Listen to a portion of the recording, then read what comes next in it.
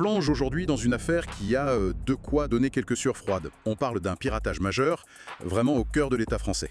Oui, au ministère de l'Intérieur, rien que ça. Des fichiers qu'on imagine ultra sensibles auraient été dérobés. Exactement. Et ce n'est pas juste une histoire technique, une histoire de hacker. Quand on touche aux fichiers de la police, on touche à la confiance entre les citoyens et l'État. Tout à fait. La confiance dans sa capacité à nous protéger et à protéger nos données surtout. Absolument. Alors pour décortiquer ça, on va s'appuyer sur une analyse vidéo, celle d'Aldostérone. Et ce qui est intéressant, c'est qu'il part de cet événement très précis pour développer une critique beaucoup plus large de l'État moderne. Donc l'idée, c'est de comprendre la faille technique, bien sûr, mais surtout de suivre son raisonnement. C'est ça.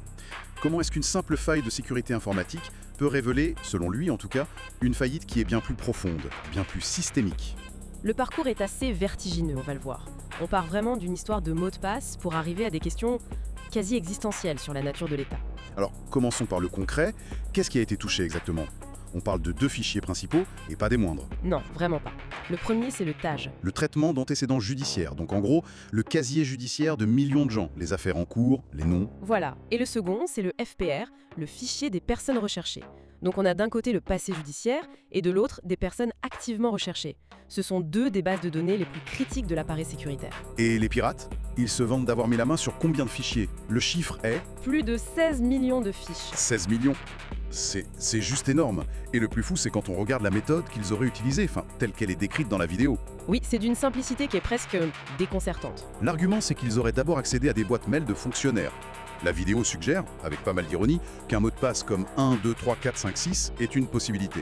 Bon, c'est une caricature, bien sûr, mais ça pointe vers un vrai sujet, la culture de la sécurité. Mais le vrai problème, c'est pas tant comment ils sont entrés dans la boîte mail, c'est ce qu'ils y ont trouvé. Et qu'est-ce qu'ils y ont trouvé? Apparemment des identifiants et des mots de passe, partagés en clair, dans des échanges de mails tout à fait normaux pour accéder à ces fameuses bases de données. Attends, écrit noir sur blanc, genre un mail à un collègue, tiens, voilà le login, voilà le mot de passe. C'est l'idée, et le pire, c'est que la source souligne que ces comptes étaient toujours actifs. Ah oui, ça c'est un point clé. C'est un point technique crucial, oui. Normalement, quand on crée un nouvel accès, on fournit un mot de passe temporaire, et à la première connexion, le système oblige l'utilisateur à le changer, c'est une barrière de base.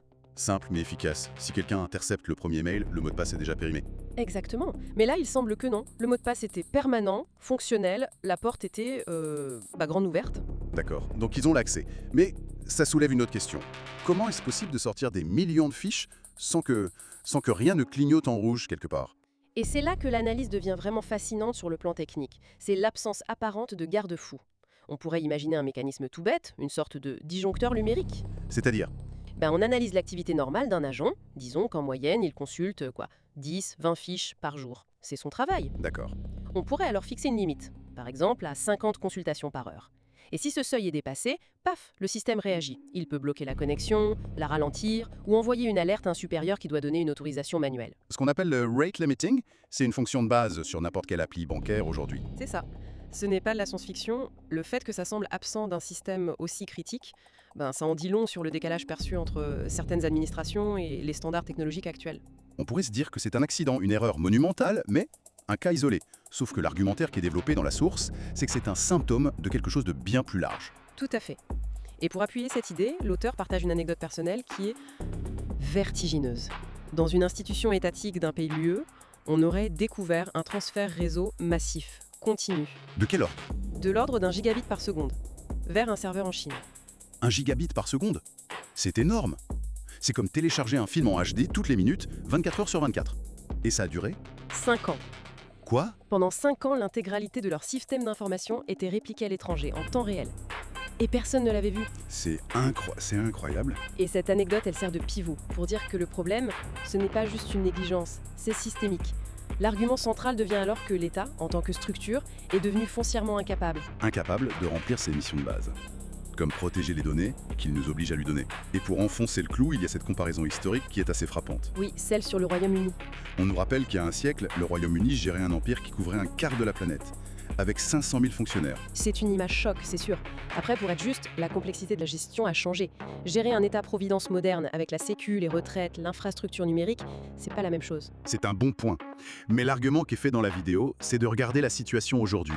Pour gérer une seule île, le Royaume-Uni emploierait 6 millions de fonctionnaires et en recruterait 5 000 de plus chaque mois. Et le résultat, toujours selon cette analyse, est jugé médiocre. La thèse, c'est que cette inflation bureaucratique, qu'on observerait partout en Europe, ne se traduit pas par plus d'efficacité, au contraire par plus de lourdeur, plus d'incapacité. Et c'est là qu'on bascule. On passe de la critique technique à une critique quasi philosophique. Exactement. L'idée avancée, c'est que l'État n'est plus vraiment l'émanation du peuple. C'est devenu une entité qui a sa propre vie, ses propres intérêts. Servi par une administration tentaculaire et incapable, pour reprendre les termes. C'est ça, une entité aux mains de lobbies, de politiques, mais déconnectée des citoyens. Et cette déconnexion, elle est mise en lumière par un paradoxe qui est vraiment au cœur de l'argument. Lequel? D'un côté, un État qui se montre incapable de protéger une simple base de données. Et de l'autre, ce même État qui exige toujours plus d'infos personnelles. Ah oui, l'exemple de la déclaration des crypto-monnaies en France. Au-delà de 5 000 €, il faut tout déclarer au fisc. Voilà, le message implicite, c'est « Je suis incompétent pour garder vos secrets, mais donnez-les-moi quand même ». C'est la loi. C'est une contradiction qui est flagrante, oui. Et ça nous amène à questionner la nature de notre relation à l'État. La source la décrit comme irrévocable et coercitive. L'analogie est assez parlante. On peut rompre une relation amoureuse, on peut démissionner d'un travail, on peut même quitter un restaurant si on n'est pas content. Ce sont des relations de gré à gré. Basée sur un consentement mutuel, renouvelé. Mais avec l'État, non. On ne peut pas démissionner de sa citoyenneté ou rompre son contrat avec le fisc. La seule option, c'est l'exil, quitter le pays. C'est une relation imposée. Et c'est là que vient une affirmation très, très provocatrice. L'idée que dans nos vies, seules deux entités agissent par la coercition, par la force. L'État et les criminels. Précisément. L'État qui oblige à payer des impôts sous peine de sanctions et les criminels qui prennent nos biens par la force. C'est un parallèle très dur qui vise à présenter l'État non plus comme l'expression de la volonté populaire, mais comme une pure structure de pouvoir qui nous contraint. D'accord, mais tout ça, ça peut sembler un peu théorique. Est-ce qu'il y a des conséquences concrètes, dangereuses pour les gens? Et c'est là que la démonstration devient la plus glaçante. Parce que l'analyse relie directement cette collecte de données forcée et cette incapacité à les protéger à des drames humains. C'est-à-dire?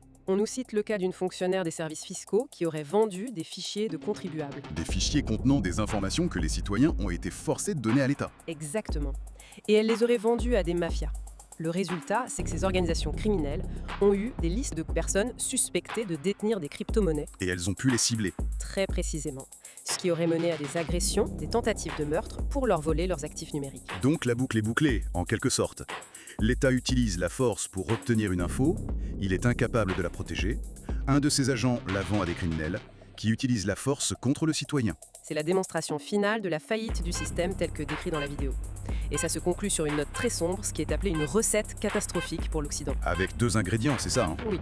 Le premier pas, des États avec des tendances totalitaires. Pas au sens idéologique du XXe siècle, mais dans leur soif de données, de contrôle. Une soif qui semble sans limite. Et le deuxième ingrédient? Des populations avec des tendances à la soumission. Des citoyens qui se conforment, qui ne questionnent plus, pour qui l'obéissance devient la norme. Et le mariage des deux, un État qui demande tout et un peuple prêt à tout donner, ça mènerait droit au mur. C'est une vision, extrêmement pessimiste. Et pour sceller cette image du déclin, l'analyse se termine sur un symbole. Un détail, mais qui est très chargé de sens. L'histoire de la Mercedes. C'est ça. L'annonce que la nouvelle Mercedes classe A sera équipée d'un moteur chinois, de la marque Geely. Un fleuron de l'ingénierie allemande. Symbole de la puissance européenne. Qui dépendrait d'un moteur conçu et fabriqué en Chine. Après la souveraineté sur les données, la souveraineté industrielle. L'image est puissante. Elle sert de point final à un argumentaire qui, c'est vrai, nous a fait voyager. On est parti d'une simple histoire de mots de passe Pour arriver à une remise en cause radicale de l'État, de sa compétence et même de sa légitimité. C'est ça qui est fascinant. Comment un fait divers technologique, un piratage, peut servir de révélateur à des fissures beaucoup plus profondes. Oui, qui toucherait au contrat social lui-même, selon cette analyse. Et, pour laisser une dernière piste de réflexion, il y a un point qui est soulevé à la toute fin, qui est assez interpellant. Mhm. L'analyse oppose la fréquence de ces piratages dans ce qu'elle nomme une Europe attardée à une sécurité qui serait bien meilleure aux États-Unis sur les systèmes fédéraux. La question est posée, à quand remonte le dernier grand piratage dans le ministère américain ? Ce qui invite à se demander si la culture administrative, la lourdeur bureaucratique, le rapport à la technologie sont si différents d'un continent à l'autre. Exactement. Est-ce que la structure même d'une administration influence sa vulnérabilité ? Et si c'est le cas, qu'est-ce que ça signifie pour l'avenir de la protection de nos données ici, en Europe ? C'est une question qui reste ouverte.